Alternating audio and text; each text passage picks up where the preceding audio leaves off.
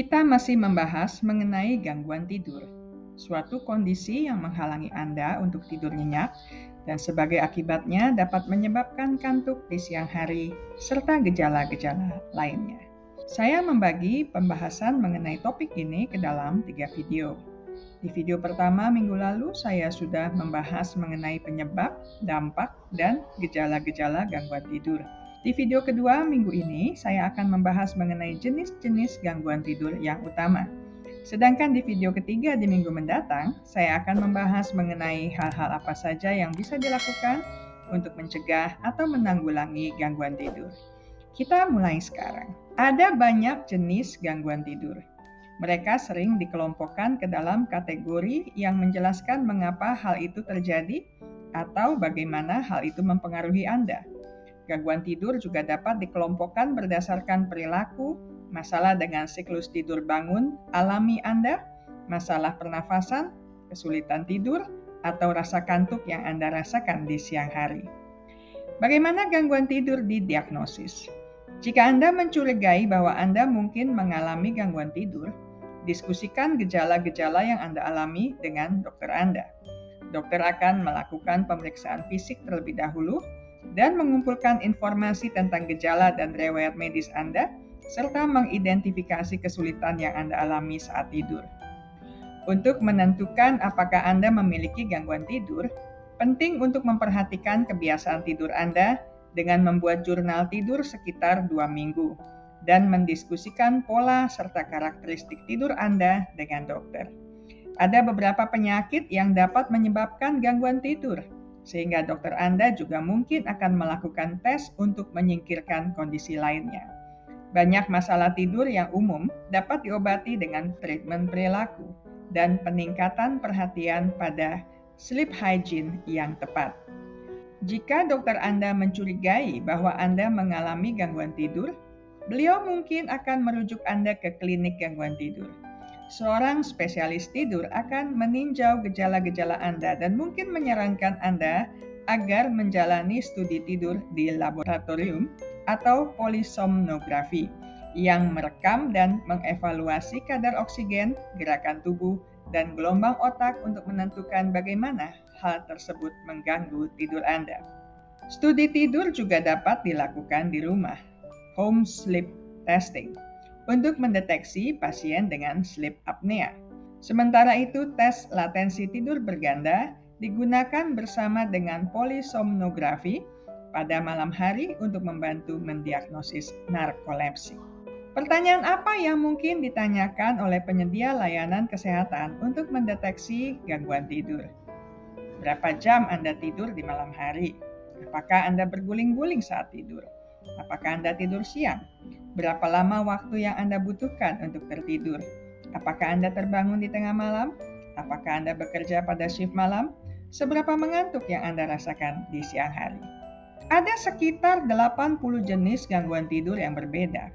Namun yang akan saya bahas di sini adalah beberapa jenis gangguan tidur yang utama saja, yaitu insomnia, narkolepsi, sleep apnea, sindrom kaki gelisah alias restless leg syndrome, hipersomnolen, dan parasomnia. Yang pertama, insomnia. Insomnia adalah gangguan tidur di mana Anda mengalami kesulitan untuk tidur atau tetap tertidur sepanjang malam. Penderitanya akan sering terbangun di malam hari dan sulit untuk kembali tidur. Sangat mungkin mereka akan bangun terlalu dini di pagi hari atau tidak bisa nyenyak ketika tidur. Di siang hari mereka akan merasakan kelelahan, kantuk, bermasalah dengan suasana hati, sulit berkonsentrasi, serta berpotensi mengalami kecelakaan di tempat kerja atau saat mengemudi karena kurang tidur. Sekitar 50% orang dewasa mengalami serangan insomnia sesekali, dan 1 dari 10 orang menderita insomnia kronis. Insomnia dapat terjadi dengan sendirinya atau dapat dikaitkan dengan kondisi medis atau kejiwaan tertentu. Insomnia dapat bersifat jangka pendek alias insomnia akut, atau jangka panjang disebut sebagai insomnia kronis. Insomnia akut dapat berlangsung dari 1 malam hingga beberapa minggu. Insomnia disebut kronis jika seseorang mengalami insomnia setidaknya selama 3 malam dalam seminggu, setidaknya dalam 3 bulan, serta menyebabkan gangguan atau masalah yang signifikan di tempat kerja, sekolah, atau area penting lainnya dalam fungsi sehari-hari seseorang. Kedua, sleep apnea. Sleep apnea adalah gangguan tidur yang berpotensi serius, yang terjadi ketika pernafasan seseorang terganggu selama tidur.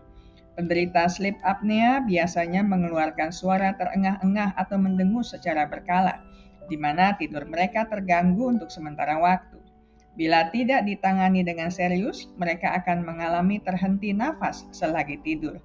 Sleep apnea mempengaruhi sekitar 2 hingga 15% orang dewasa usia parubaya atau lebih dari 20% orang dewasa yang lebih tua.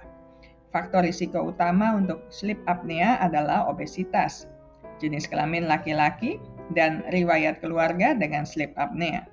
Sleep apnea juga dikaitkan dengan berbagai masalah kesehatan termasuk tekanan darah tinggi, penyakit jantung, diabetes, dan stroke. Ada 2 jenis sleep apnea, yang obstruktif dan sentral. Sleep apnea obstruktif terjadi karena penyumbatan jalan nafas, sehingga aliran udara terhenti ketika seseorang tidur. Gejala dapat berupa mendengkur, kantuk di siang hari, kelelahan, gelisah saat tidur, terengah-engah saat tidur, dan sulit berkonsentrasi di waktu siang. Pada sleep apnea sentral, jalan nafas tidak tersumbat, tetapi otak gagal memberitahu tubuh untuk bernafas. Jenis ini disebut apnea sentral karena berhubungan dengan fungsi sistem saraf pusat. Penderita sleep apnea sentral dapat terengah-engah, tetapi kebanyakan melaporkan terbangun berulang pada malam hari. Ketiga, narkolepsi. Narkolepsi adalah gangguan neurologis pada pengaturan tidur yang mempengaruhi kontrol tidur dan terjaga. Penderita bisa tiba-tiba merasa sangat lelah dan tertidur tanpa peringatan. Serangan tidur yang tiba-tiba ini dapat terjadi selama melakukan aktivitas apapun dan kapanpun sepanjang hari. Rasa kantuk biasanya terjadi setiap hari, tetapi harus terjadi setidaknya 3 kali seminggu selama setidaknya 3 bulan untuk didiagnosis sebagai narkolepsi.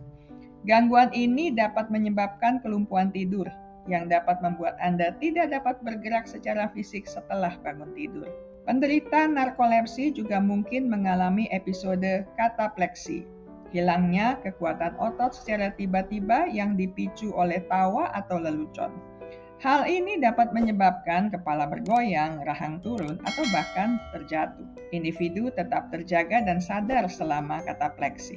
Narkolepsi biasanya mulai terjadi di antara usia 15 dan 25 tahun, tetapi dapat muncul pada usia berapapun. Meskipun narkolepsi dapat terjadi dengan sendirinya, namun juga dikaitkan dengan gangguan neurologis tertentu, seperti multiple sclerosis. Dalam banyak kasus, narkolepsi tidak terdiagnosis, dan oleh karena itu tidak diobati. Keempat, restless leg syndrome. Sindrom kaki gelisah alias restless leg syndrome yang juga disebut penyakit Willis-Egbon adalah gangguan tidur yang menyebabkan keinginan yang kuat dan seringkali tidak tertahankan untuk menggerakkan kaki. Biasanya disertai dengan sensasi tidak nyaman pada kaki yang digambarkan seperti seolah ada makhluk yang merayap di kaki, sensasi kesemutan, rasa terbakar, atau rasa gatal. Sensasi ini muncul ketika seseorang berbaring di tempat tidur, duduk dalam waktu yang lama ketika mengemudi, atau saat duduk melakukan aktivitas lainnya dalam waktu yang cukup panjang. Gejala-gejala tersebut setidaknya terjadi 3 kali per minggu, berlangsung selama setidaknya 3 bulan, dan menyebabkan gangguan atau masalah yang signifikan dalam fungsi sehari-hari. Restless leg syndrome biasanya terjadi pada malam hari, sehingga penderita sulit tertidur dan tetap tertidur. Akibatnya, ia dapat mengalami kantuk di siang hari, lekas marah, dan sulit berkonsentrasi. Seringkali penderita restless leg syndrome ingin berjalan-jalan dan menggoyangkan kaki mereka untuk membantu meringankan sensasi tidak nyaman. Restless leg syndrome sering dikaitkan dengan kondisi kesehatan tertentu, termasuk attention deficit hyperactivity disorder dan penyakit Parkinson. tetapi penyebab pastinya tidak selalu diketahui. Kelima, hipersomnolen. Orang dengan gangguan hipersomnolensi merasa sangat mengantuk bahkan ketika tidur setidaknya 7 jam. Mereka tetap merasa belum beristirahat walaupun sudah tertidur lebih dari 9 jam per hari. Mereka mengalami kesulitan untuk terjaga sepenuhnya setelah bangun secara tiba-tiba dan mengalami periode tertidur yang berulang ketika mengerjakan suatu aktivitas di siang hari. Rasa kantuk yang ekstrim ini terjadi setidaknya 3 kali per minggu selama setidaknya 3 bulan. Individu dengan gangguan ini mungkin mengalami kesulitan untuk bangun di pagi hari. Terkadang terlihat grogi, bingung, atau agresif. Sering disebut sebagai inersia tidur. Rasa kantuk menyebabkan gangguan yang signifikan dan dapat menyebabkan masalah pada daya konsentrasi dan daya ingat. Kondisi ini biasanya dimulai pada akhir masa remaja atau awal usia 20-an, namun mungkin tidak terdiagnosis hingga bertahun-tahun kemudian. Keenam, parasomnia. Parasomnia adalah golongan gangguan tidur yang menyebabkan gerakan dan perilaku abnormal selama tidur.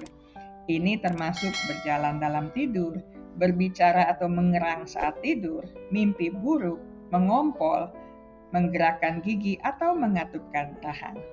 Saya selesai sampai di sini. Kita akan melanjutkan di minggu mendatang mengenai cara mengantisipasi dan menanggulangi gangguan tidur. Ingat baik-baik, kesehatan mental Anda sangat berharga. Jagalah, pertahankanlah dengan sekuat tenaga.